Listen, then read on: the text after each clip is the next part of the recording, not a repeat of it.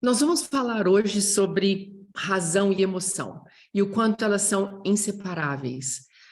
As emoções não são jamais inimigas da razão, elas são de fato parte dela.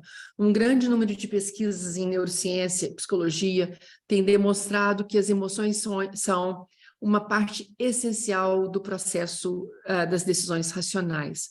As emoções têm uma função descritiva importante, nossa mente e o cérebro se organizam muito bem para entender as coisas a partir de como nós as sentimos, mas existe também uma capacidade humana, a gente não pode negá-la, ela está aí também, de inferência racional, que usa as informações fornecidas pelas emoções para rastrear coisas que nos preocupam, para verificar se há uma representação emocional delas em nós, se a representação emocional delas em nós é razoável ou não. Então, as emoções são a base do processo da racionalidade humana. Na filosofia moderna, entretanto, a razão é a fonte mais objetiva de conhecimento que permite a compreensão da realidade e que, de fato, fez com que a gente rompesse ao longo da nossa história da humanidade com aquele pensamento medieval que subordinava a razão à fé. Talvez por isso criou-se uma separação entre razão e emoção, e muita gente valoriza o pensamento racional mais do que o emocional numa tomada de decisão, no processo de fazer uma escolha. Há também pessoas que desprezam, poucas, entretanto, que desprezam a razão por entendê-la fria e calculista, e por isso valorizam apenas o que as emoções lhes informam. Esses dois modos de ver a si e a realidade têm um impacto grande sobre a nossa saúde e a longevidade da nossa existência. E eu queria conversar um pouco sobre isso com vocês. Razão e emoção, então, é um tema importante, inclusive, no nossa última conversa eu deixei esse ponto aberto como um ponto que nós precisaríamos voltar e elaborar um pouco mais sobre ele. Nós podemos dizer que as emoções são os recursos cognitivos essenciais para compreendermos o meio, e isso subverte um tanto a centralidade da razão, eu sei muito bem disso. Mas veja, a cognição está associada ao processo de aprender algo, de formar um conhecimento sobre as coisas, e por aí o ser humano se torna capaz de desenvolver-se intelectual e emocionalmente, expressar-se pela linguagem, formar pensamentos, criar memória, raciocinar, compreender e até mesmo, claro, perceber. As emoções, na sua função descritiva, não se opõem a esse processo racional, pelo contrário, elas nos informam ainda mais sobre o estado de coisas do mundo. Então, quanto mais nós formos capazes de sentir as coisas, tanto as que nos dão prazer quanto as que nos ameaçam, mais as emoções vão se tornar a primeira via de acesso para compreendermos o que existe ao nosso redor. Então, a percepção, ela é diretamente influenciada pelo impacto emocional que as coisas têm sobre nós e que, na verdade, por sua vez, está diretamente ligado à nossa memória de dor e de trauma. Coisa que a gente vem conversando bastante por aqui. Então, nesse sentido, de tudo que nós percebemos e sentimos, a gente tem uma tendência natural de identificar as coisas que podem nos causar problema primeiro e, por isso, priorizar aquelas que nos oferecem conforto e segurança de imediato. Isso é normal, todos nós somos assim. A prioridade número 1 para nós seres humanos ainda é a nossa sobrevivência. E por isso a gente precisa principalmente de sentir o tal conforto e a segurança e nos afastar de qualquer situação que nos tire o prazer. Esse é um impulso primal ou primário em nós. Mas a coisa pode evoluir, ela não precisa ficar só aqui. Então, na medida em que permitimos a nossa imperfeição e a nossa vulnerabilidade, algo se destrava em nós. Acontece um crescente amadurecimento emocional que nos liberta da algema da felicidade.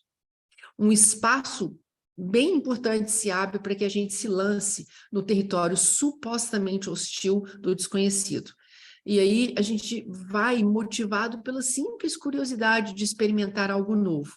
Também nos traz uma emoção. A racionalidade, nesse momento, auxilia bem, já que ela pode oferecer estratégias para lidar com o desconforto dessa aventura. Claro, vai ter um desconforto no desconhecido. Uma coisa surpreendente é que, mesmo neste espaço da razão, são as emoções que ainda nos motivam a permanecer na travessia para o novo. O território é sempre desafiador, porque nós não o conhecemos, claro. A razão nos oferece mapas cognitivos e mapas de valores que vão ser muito úteis nessa jornada, mas, de fato, só o caminhar mesmo por aquela estrada, sempre imprevisível, é que vai nos enriquecer estética, social e emocionalmente. Por mais que se saiba que a emoção e a razão são partes constitutivas do nosso sistema existencial humano, e que, por isso, estamos, do ponto de vista biológico, preparados para fluir, muito mais pessoas vivem suas vidas limitadas por emoções que as impedem de se aventurar. E claro que isso tem uma consequência muito bem estudada no sistema mente-corpo. Então, vamos falar um pouquinho disso. Essa relação entre cérebro, emoção e comportamento. Então, quando uma emoção é interpretada pelo sistema límbico, lá do nosso cérebro animal, emocional, como uma ameaça, os marcadores somáticos daquela estação neuropsíquica automatizam o processo de fazer escolhas ou de tomar decisões, usando a memória do passado. Isso nos poupa tempo e energia, é bom nesse sentido. Esse sistema é fantástico para momentos em que realmente corremos um risco real. Por outro lado, ele é um cárcere de muros intransponíveis, quando o risco que sentimos é fruto de uma crença infantil e neurótica que busca só satisfação emocional imediata. Como é que a gente pode mudar isso? Nós precisamos permitir que a informação gerada pela amígdala, ou seja, do sistema límbico do nosso cérebro emocional, siga para a parte ventromedial do córtex pré-frontal. Testa, que é atrás. Não assusta, não. Essa estrutura cortical é a parte mais nova do nosso cérebro, está bem aqui na nossa cabeça, aquela que é cheia de sulcos e giros. O nosso cérebro está muito aparelhado para receber essa informação de caráter emocional, com base em memórias seletivas, e ele sabe muito bem o que fazer com elas. Tudo o que precisamos fazer é aprender a usar esse mecanismo do córtex pré-frontal. Mas como que a gente faz isso? Bem, comece prestando atenção à emoção gerada pelo cérebro emocional. E a gente não pode negá-la e nem deveria reagir imediatamente a ela. Quando nós fazemos isso, nós tomamos consciência da emoção e da situação. E o simples fato de nós tomarmos consciência de algo já significa que nós estamos estimulando o raciocínio, o planejamento, que são qualidades exclusivas dessa região cortical do cérebro racional. Então, olha a importância que tem, nós também já discutimos isso em outros posts, a importância que tem você prestar atenção, pôr a sua atenção na emoção e aguardar um tempo. Isso muda completamente o mecanismo que é acionado no seu cérebro. Deste modo, um comportamento inconsciente e reativo, por exemplo, com base em memórias de dor que surgiu de uma situação que suscitou emoções difíceis, pode ser alterado na medida em que usamos nossa atenção. Quando colocamos nossa atenção na emoção em si, nós vamos ter a chance de usar mapas cognitivos para planejar uma estratégia. E isso altera a maneira que nós nos comportamos. Nós passamos a ser mais interativos, menos reativos, mais conscientes, menos impulsivos. O córtex pré-frontal oferece esses recursos todos, são neuroquímicos, recursos neuroquímicos que vão conter os impulsos que vêm do cérebro emocional, que nos faria reagir, e também dissipar as distorções que vêm desse mesmo cérebro. E isso nos dá a chance de olhar para a realidade numa outra perspectiva e, claro, de fazer novas escolhas. Existe uma luta entre razão e emoção, e essa luta, quando a gente embarca nela, deixa marcas no nosso corpo e na nossa mente. Uma pessoa que constantemente se recolhe num território conhecido para se sentir segura, satisfeita, ela está sujeita a um adoecimento não só emocional, mas do corpo inteiro.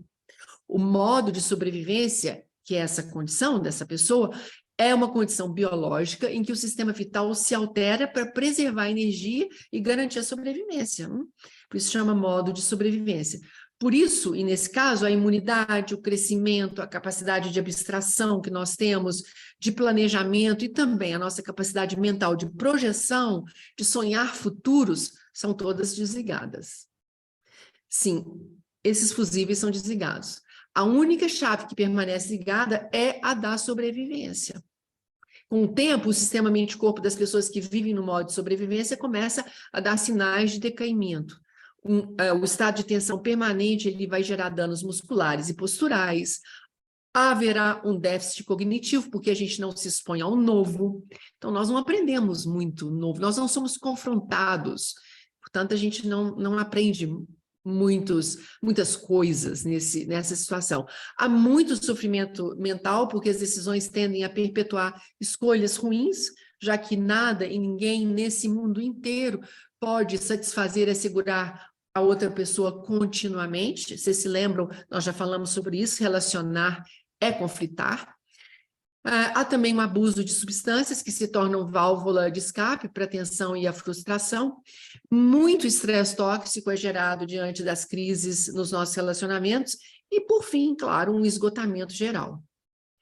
Normalmente, a dor nos leva a mudar. Quando esse esgotamento chegou e quando nada mais funciona, e nós chegamos a um ponto que a gente não tem mais saída, a gente decide fazer algo por nós, né?